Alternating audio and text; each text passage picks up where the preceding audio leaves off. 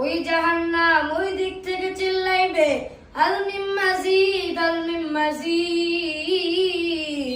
ও আসমানের মালিক, তাড়াতাড়ি আপনার বেনামাজি গুলো কই, আপনি আপনার বেনামাজি গুলো আমার পেটের ভিতরে দেন। জাহান্নাম যখন এরকম চিল্লাইবে, আমার আল্লাহ বলবে, ফেরেশতা দল, তাড়াতাড়ি যাও জাহান্নামকে আটকাও।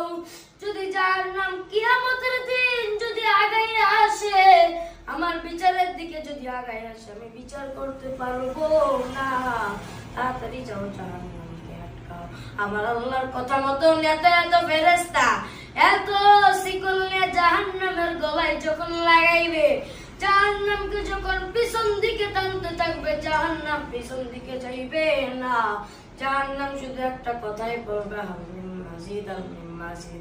ও আসমানের মালিক, তুমি তাড়াতাড়ি বেনামাজি গুলোরে আমার পেটের ভিতরে দাও। আমার মালিক ওই দিনে তো দয়াময় হয়ে যাবেন।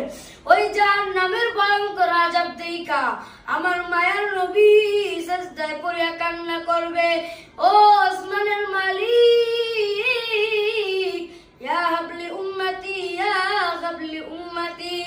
ও আল্লাহ, আমার একটা গুনাহগার উম্মত ছিল জাহান্নামে যায় না। আমার একটা উম্মত যদি জাহান্নামে যায়, আমি নবী জান্নাতে যাব না। ও নবীর উম্মতরা, আশিকের দল, ওই মায়ার নবী দেখো কত মায়ার তোমার আমার জন্য পাগল।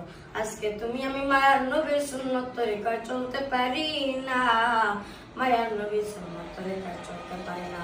মায়ার নবীর আদর্শ তুমি আমি কোনো শিখতে পারলাম না। ও নবীর উম্মতরা, আশিকের দল, আমার নবীর বয়ান করা লাগে না।